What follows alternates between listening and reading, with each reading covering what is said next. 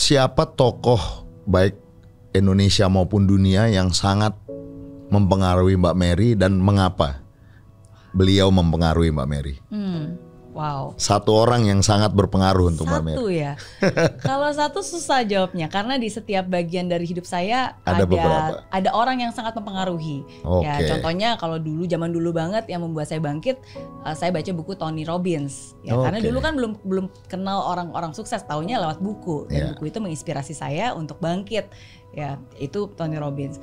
Kalau sosok yang berpengaruh, kenapa akhirnya saya pengen jadi content creator, bikin podcast, punya TV show sendiri, Oprah Winfrey. Karena bagi saya Oprah Winfrey itu sosok wanita yang tangguh dan dia menggunakan powernya, fame-nya untuk sesuatu kebaikan gitu. Di dunia bisnis pun juga ada beberapa tokoh yang sangat berpengaruh yang kebetulan saya kenal personally seperti kayak Pak Ciputra, Pak Herman Tutanoko, Pak Mokhtar Riyadi gitu. Nah jadi di setiap hidup saya tuh pasti ada sosok yang berpengaruh yang membuat saya menjadi seperti sekarang. Nah kalau di dunia politik cuma ada satu orang sih yang sesungguhnya sangat berpengaruh. Siapa itu?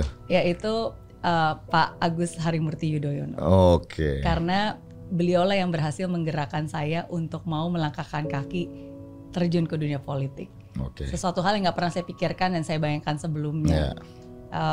Tapi ya kadang kan kita nggak pernah tahu hidup memberikan kita kesempatan apa gitu. Dan kenapa? Karena saya melihat ada banyak persamaan karena kan kenal beliau juga udah belasan tahun yang lalu dulu ketika di Singapura, sama-sama umurnya juga nggak terlalu beda jauh, latar belakangnya sama-sama NTU, punya keinginan untuk bermimpi besar. Slogan beliau Dream Big, Work Hard, Never Give Up. Saya pikir wah ini sama persis dengan apa yang saya selalu jalani dalam hidup.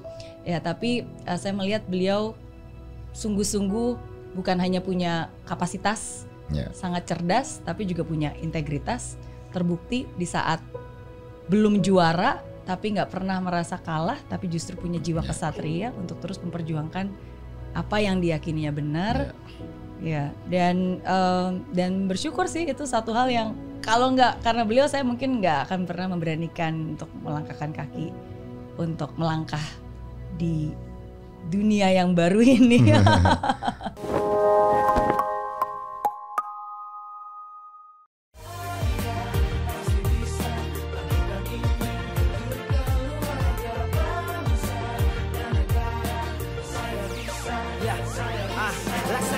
Tanpa hujan, hidup tanpa tujuan, kering dan mati tanpa hijaunya tumbuhan. Demikian kalau mimpi tak kunjung terjadi.